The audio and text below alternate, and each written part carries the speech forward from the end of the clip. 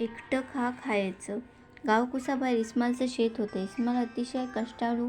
त्याचा शेतमाळा वारंवार हिरवागार असायचा. कधी बाजरी नाही की ज्वारी पेरली त्यानं.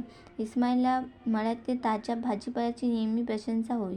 रानाच्या कडेला त्याने गवताचे गोलघुमट असलेली झोपडी साकारलेली होती. त्या झोपडीजवळ कोंबड्यांसाठी छोटेसे खुराडे केले होते. दिवसभर कोंबडी आणि तिची पिल्ले मळ्यात तुरुतुरू हिंडताना पाहून इस्माईलला खूप आनंद होत असे. रानातले कीटक किडे या कोंबड्या टिपून खात. इस्माईल कोंबडीच्या खुराड्यासमोर धान्याचे दाणेही घाली. एकदा शेतात मक्याची पिके फार छान झाली. सोनेरी ताजे रसरशीत मक्याचे दाणे त्याने खुराड्यासमोर टाकले. कोंबडी ते दाणे बघून खुश झाली आणि म्हणाली, "वा, काय देवाची कृपा आहे." कोंबडीला वाटले, हे दाणे मी नुसते खाते. जर हे दाणे मी शेतात पेरले तर इस्माईल तर रात्रंदिवस शेतात अंग मोडून कष्ट करतो, पण दाणे पेरण्याचे, पिकाची निगा, पीक कापणी ही सारी कामं मला एकटीला कशी जमणार? कुणाची तरी मदत घेतली तर मक्याचे पीक घेणे शक्य होईल. रानात लाल्या कुत्रा राहत होता. कोंबडीला वाटले, लाल्या कुत्र्याचा विचार पाहू, त्याची मदत चांगली होईल. शिवाय इतर गुरेढोरेही शेतात शिरणार नाही. कोंबडी गेली लाल्याकडे. लाल्या दादा, माझ्याकडे छान मका आहे. तुम्ही मला जर मदत केली तर मक्याची पिके आपण घेऊ. अगं कोंबडीताई, मी मक्याचं काय करू? उगाचीच काय मेहनत करायची? लाल्या शेपूट हलवीत नाही म्हणाला. पण कोंबडीताईला उत्साह भाळी. ती गेली गप्पिष्ट बडबड्या कोल्हेबा दादाकडे. कोल्हेदादा, चला आपण मक्याची शेती करू. आपण समसमान हिस्सा, आपल्याला खायचं लागतं तेवढी तरी पिकं घेऊन बघू.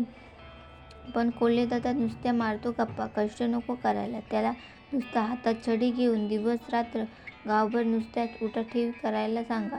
त्यातनंही स्पष्ट नकार दिला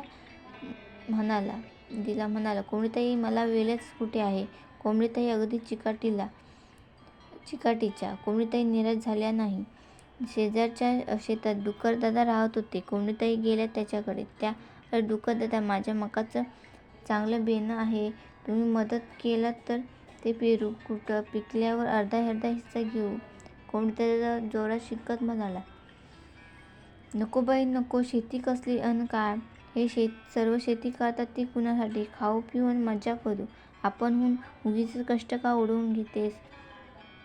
कोंबडीताई गप्पच बसली. तिला वाटलं, आपण या खेतखाऊ आळशी कडे कुठून आलो? परक्याची अपेक्षा काय ठेवायची? चल ग बाई, आपला हात जगन्नाथ. मी एकटी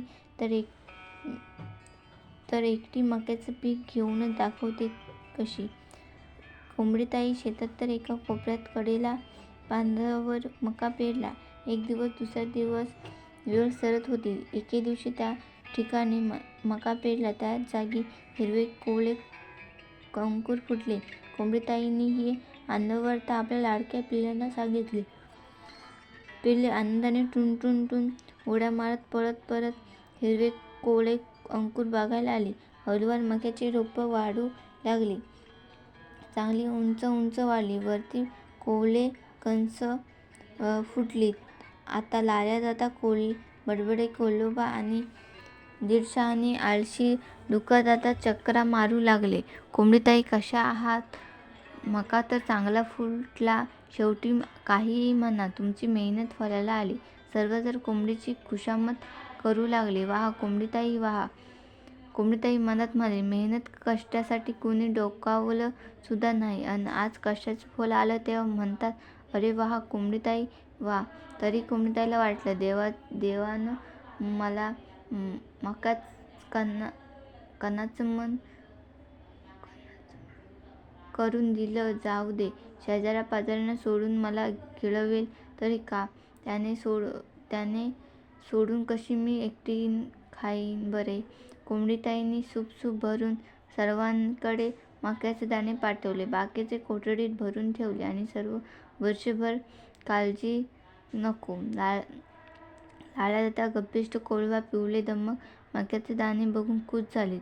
त्यांच्या मनात वाटलं, कोंबडीताईंना मदतीचा हात आपण दिला असता तर त्यांच्या सोबत रानात कष्ट केले असते तर सुपसूप दाण्याऐवजी टोपलं टोपलं भर दाणे मिळाले असते. आता त्यांना पश्चाताप झाला. त्यांना खात्री झाली कष्टाच्या फलाची.